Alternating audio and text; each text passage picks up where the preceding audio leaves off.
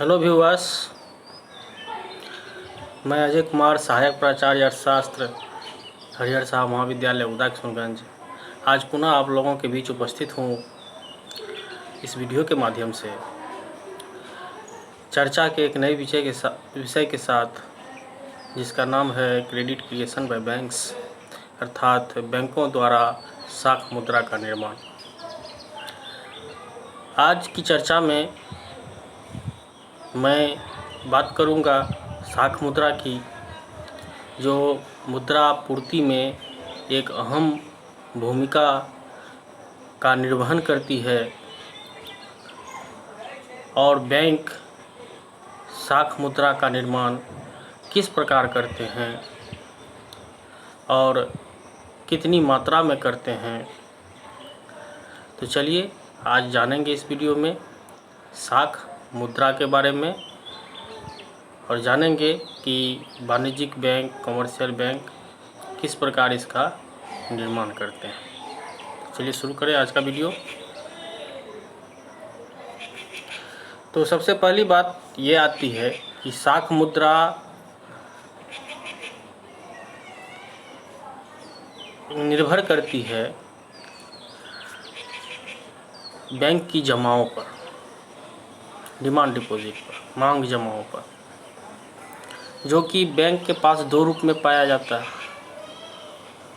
एक तो primary deposit है, जो कि ग्राहकों द्वारा सीधे तौर पर बैंक में जमा की जाती है।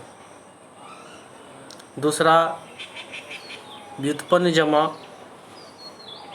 जो कि प्राइमरी डिपॉजिट से ही के आधार पर ही बैंक के पास होती है। होती क्या है ये कि बैंक जो अपने ग्राहकों को ऋण देती है, उसे प्रायः मौद्रिक रूप में, नगद रूप में न दे करके उसके नाम से खाता खोलती है और उसके खाते में जमा करती है, लिख देती है उसके खाते में, जिसे चेक के माध्यम से पुनः अपना ये ग्राहक जो है आवश्यकता अनुसार निकासी करते हैं। तो उस खाते में जो लिखी गई रकम होती है, जो व्युत्पन्न जमा होती है, वही साख कहलाती है। अर्थात सीधी सी बात है कि ऋण साख कहलाती है। ऋण की जो राशि है वो साख कहलाती है, जिसे बैंक अपने ग्राहकों के खाते में लिख देते हैं और जिसकी निकासी ग्राहक अपने सुविधा अनुसार करता है।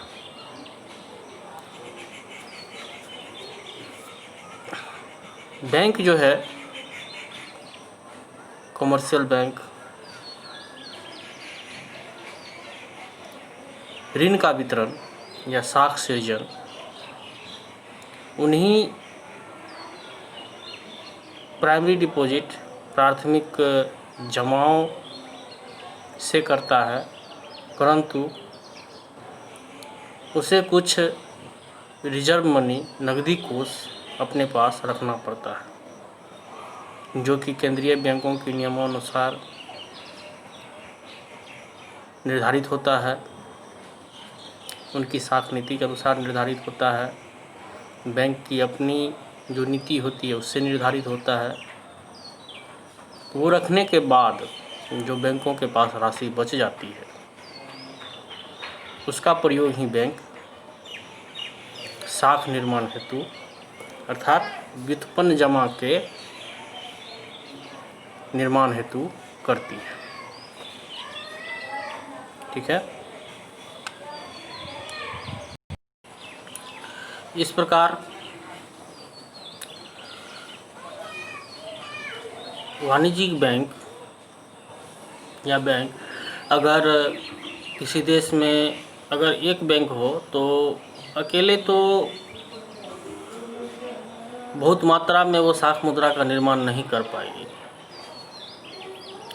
लेकिन अगर अर्थव्यवस्था में बहुत सारे बैंक हों तो सभी मिलकर उस प्रारंभिक जमा के कई गुना अधिक साख मुद्रा का सृजन कर लेते हैं। किस प्रकार करते हैं वो हम लोग आगे देखेंगे। तो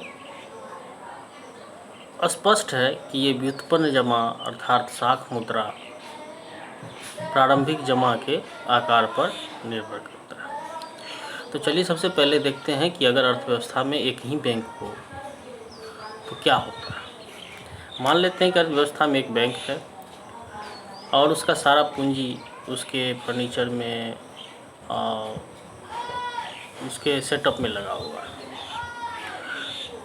प्रारंभिक जमा उसके पास 1000 रुपये मात्रा आती है और मान लीजिए नकद कोष रखने की सीमा 20% है और उसको रखना है उतना, तो 800 रुपये उसके पास अतिरिक्त शेष बचेगा, जिसका प्रयोग बैंक ऋण के रूप में ऋण देने में अर्थात व्युत्पन्न जमा क्रिएट करने में या शाख मुद्रा क्रिएट करने में या बैंक मुद्रा क्रिएट करने में लगाएगा। इस प्रकार बैलेंस शीट जो उसका होगा, जो आप अपने स्क्रीन पर देख रहे होंगे, एसेट 800 प्लस 200 नगद कोष कैश इन हैंड और ऋण और विनियोग 800 रुपये, कुल उसके पास 1000 रुपये होंगे और इधर प्रारंभिक जमा 1000 रुपये। एसेट लायबिलिटी के बराबर होगा।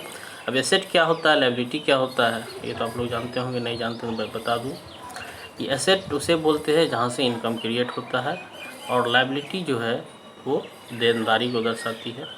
एसेट मीन्स परिसंपत्ति, परिसंपत्ति वो होता है जो इनकम क्रिएट करता है। तो चलिए आगे चलकर, अब अगर बहु बैंकिंग प्रणाली हो अर्थव्यवस्था में, एक बैंक तो व्यवहारिक भी नहीं है, अगर अर्थव्यवस्था में बहु बैंकिंग प्रणाली हो, एक से अधिक बैंक हो, तो क्या होगा कि जैसा कि पहले उदाहरण में देखा हमने कि 800 रुपये वो ऋण के लिए प्रयोग कर पाएगा बैंक। अब अगर एक से अधिक बैंक है तो वो 800 रुपया जो ऋण के लिए प्रयोग करेगा, हो सकता है कि ग्राहक उस रुपये को निकाल कर किसी दूसरे बैंक में प्रारंभिक जमा के रूप में रख ले, क्योंकि ग्राहक जो ऋण लेगा तो किसी न किसी को भुगतान करने के लिए लेगा।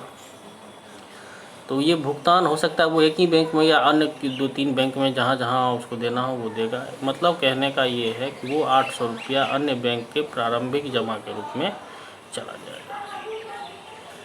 मान लीजिए वो कुल 800 रुपया किसी एक ही बैंक के पास चला जाता है, तब वो बैंक क्या करेगा, उस 800 का 20% रख के बाकी 80% का वो लोन डिस्ट्रीब्यूट कर देगा, शाख मुद्रा का निर्माण कर देगा। अगर फिर उसका जो बच गया तीसरा बैंक क्या करेगा, जितना का वो लोन डिस्ट्रीब्यूट किया है, हो सकता है वो पैसा फिर तीसरे बैंक के पास चला जाए, या हो सकता है घूम के फिर पहले बैंक के ही पास चला आए, फिर वो क्या करेगा 20% उसका रखेगा और बाकी 80% उसका लोन डिस्ट्रीब्यूट करेगा। तो इस प्रकार जो एक चेन बनता है और कई गुना अधिक प्रारंभिक जमा का क्रेडिट क्रिएशन बैंक कर डालती है। इसको हम लोग जानने के लिए एक फार्मूला का भी प्रयोग कर सकते हैं, जो आपके स्क्रीन पर दिखाया जा रहा है, del D equal to 1/8 del A. यहाँ डेल डी है कि कितना मात्रा, वो मात्रा बताती है जमा की जो वृद्धि हो जाती है, अर्थात शाख मुद्रा की मात्रा।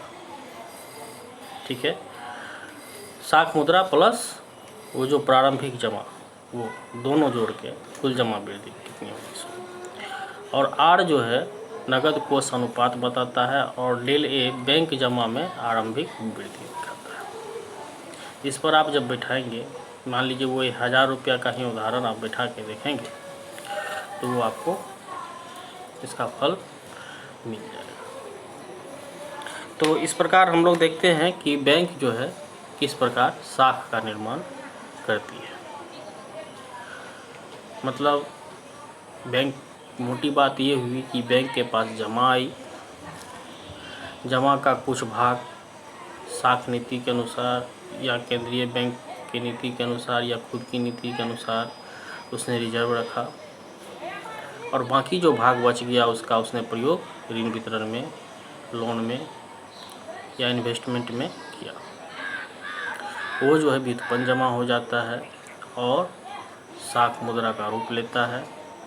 फिर अगले बैंक के लिए वो मुद्रा जो होती है किसी न किसी रूप में प्रारंभिक जमा के रूप में पहुंचती है। फिर उसका वो निश्चित परसेंट अपने पास रखता है और बाकी को वो ऋण के रूप में डिस्ट्रीब्यूट कर देता है।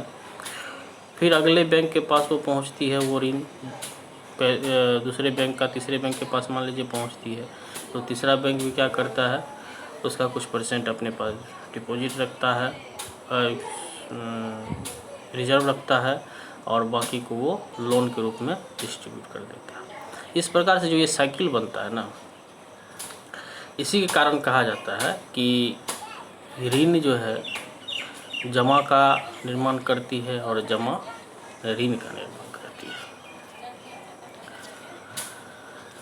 इसकी मान्यताएं क्या क्या हैं, ये ऐसा सक्सेस हो तभी होगा ये जो हम लोगों ने भी जाना कि बैंक अपनी अधिकतम शक्ति से ऋण देने के तैयार हो।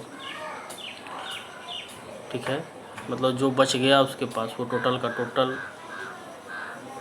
ऋण के रूप में बांट दे।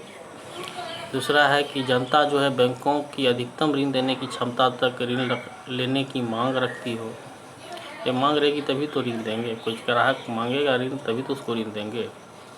अगला है कि चेकों के बदले प्राप्त नकदी को दूसरे बैंकों में जमा करा दिया जाता है। जैसे मैंने आपको बोला कि कोई भी ऋण लेगा तो किसी अगले को भुगतान करने के लिए ही लेगा और वो चेक के माध्यम से उसको भुगतान अगर करेगा। नगद बीच में अगर हम डाल देंगे, नगद भुगतान की प्रक्रिया डाल देंगे तो ये मुद्रा साख मुद्रा निर्माण प्रक्रिया हतोत्साहित हो जाएगी।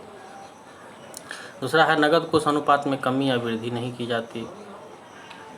इस खास उदाहरण के लिए यहाँ नगद कोष अनुपात में हम लोग कमी या वृद्धि, सबके लिए एक निश्चित अनुपात है, समय के साथ बदलती नहीं है।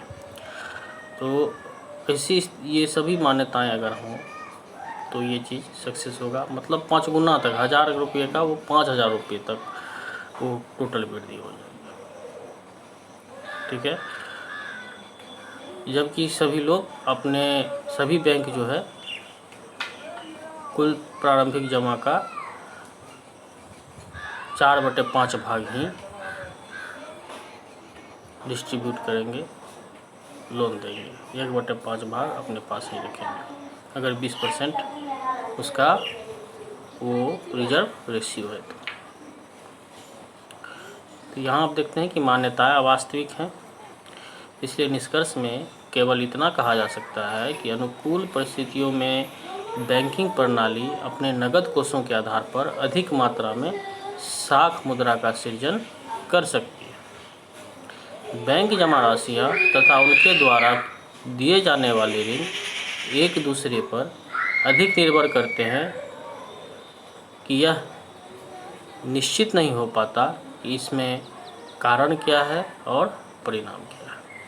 मतलब ऋण से जमा क्रिएट हो रहा है, जमा से ऋण क्रिएट हो रहा है, कारण क्या है और परिणाम क्या है, प्रभाव क्या है, ये कभी कभी निश्चित नहीं हो पाता। इस प्रकार बैंकिंग प्रणाली में एक प्रकार का चक्रीय प्रवाह उत्पन्न होता है, अर्थात जमा से ऋण व ऋण से जमा उत्पन्न होता है। तो चलिए देखते हैं अब इसकी सीमाएं क्या क्या हैं। सीमाएं सबसे पहली है कि विधिग्राह्य मुद्रा की मात्रा। अगर विधिग्राह्य मुद्रा की मात्रा कम होगी तो प्रारंभिक जमा कम हो जाएगी, प्रारंभिक जमा कम हो जाएगी तो साख मुद्रा का निर्माण उस अनुपात में कम हो जाएगा। लोगों के मुद्रा रखने की आदत, अगर नगद मुद्रा लोग अपने पास रखेंगे, बैंक में जमा नहीं करेंगे तो उसका असर साख मुद्रा के निर्माण पर सीधे तौर पर पड़ेगा, क्योंकि प्रारंभिक जमा ही जो है वो साख मुद्रा के निर्माण का आधार है। बैंकों के नगद कोष रखने की जो सीमा है, जैसे भी यहाँ पर हम लोगों ने उदाहरण में 20% देखा, हो सकता है 30% हो, 40% हो, वो जितना ज़्यादा होगा वो उतना प्रतिकूल प्रभाव डालेगा साख मुद्रा के निर्माण पर, और जितना कम होगा उतना अनुकूल प्रभाव डालेगा।